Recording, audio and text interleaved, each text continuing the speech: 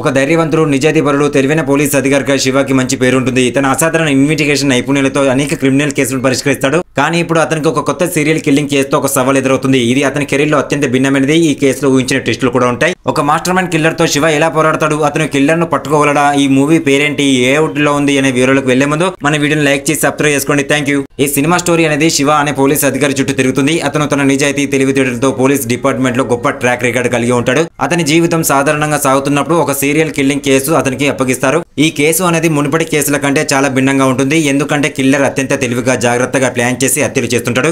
ఎటువంటి క్లూలు మిగిల్చకుండా తప్పించుకొని తిరుగుతుంటాడు. శివ తన సహాయకురాలు అనుతో కలిసి కేసును ఇన్వెస్టిగేషన్ చేస్తాడు. కథ మొదటి సగంలో కొంత ప్రెడిక్టబుల్ గా అనిపించినప్పటికీ రెండవ సగంలో ఊహించిన ట్విస్టులు, సస్పెన్స్ తో ప్రేక్షకులను ఆకట్టుకుంటుంది. శివ కేసు లోతుగా వెళ్లే కొద్దీ కిల్లర్ మోటివ్లు, గతంలో అతని జీవితం, కేసు వెనుక దాగి ఉన్న అసలు రహస్యాలు బయటపడతాయి. చివరికి ఈ సీరియల్ కిల్లర్ ఎవరు, ఈ హత్యలు ఎందుకు చేస్తున్నాడు, శివ యొక్క గతంలో కేసుకు ఏదైనా సంబంధం ఉందా, ఈ ప్రశ్నలకు సమాధానం కావాలంటే ఈ సినిమాను మిస్ కాకుండా చూడండి. ఈ మూవీ పేరు వచ్చేసి 11. ఇలాంటి ఇంట్రెస్ట్ మూవీ అప్డేట్స్ కావాలంటే వీడియోని లైక్ చేసి సబ్స్క్రైబ్ చేసుకోండి. Thank you.